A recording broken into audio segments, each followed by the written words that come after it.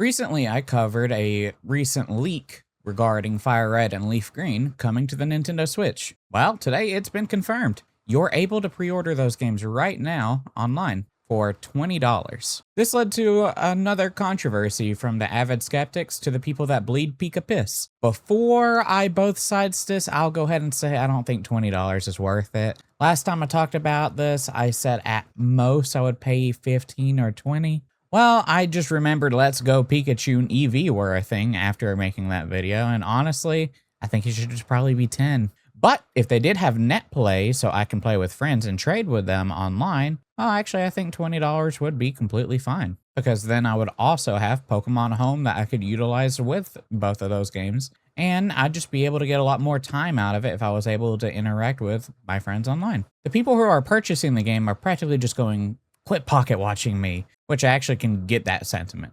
To the people excited, for many, this is their first time experiencing such a classic title. And for those people, it's cool to have said game that they're going to play for the very first time on the same device as that can play all their other Pokemon titles, well, that are on the Switch. I understand that sentiment. I really do, and I can appreciate it. Now, to represent the other side, which is what I more lean toward, a lot of the frustration comes from market trends influencing market decisions.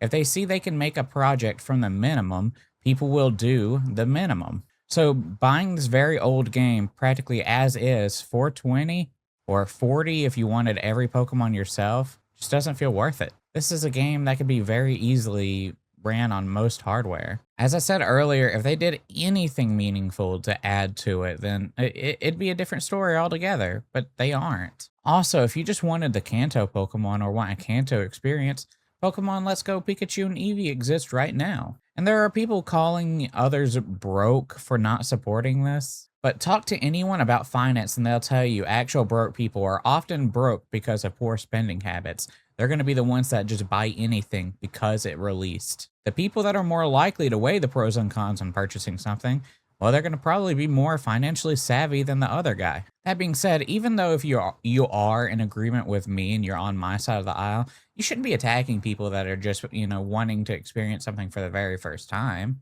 If they're just experiencing it and they're not weighing in on market decisions and giving an opinion on that kind of stuff, and they're just talking about how they're going to be playing the game, you shouldn't really jump on those people because that's loser behavior, and it's not going to be convincing anybody to even understand where you're coming from. If anything, it might radicalize them to the other side. I mean, yeah, they're gonna have a hand in influencing the poor market trends. Absolutely. You got to choose your battles as well. The right people, in my opinion, to criticize are those making statements regarding that this is a great business decision. $20 is chef's kiss. Or the people that are shaming you for thinking otherwise. Or the people calling others broke for not wanting to partake in such a shitty thing. Those are the people you should probably be attacking online. They're making a direct argument for something that is not necessarily good, so they're the ones that should be focused, not the ones that are just simply trying to play something for the first time.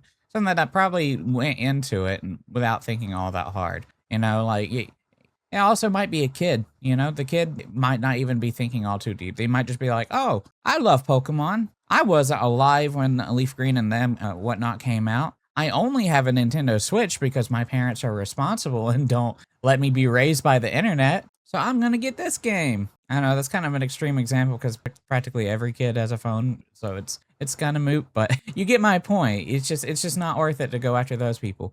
The people that you should always be focusing the attention on are the people that are just enabling this really shit decision. And I don't think, people simply just talking about them being excited to play it or them just playing it are those people.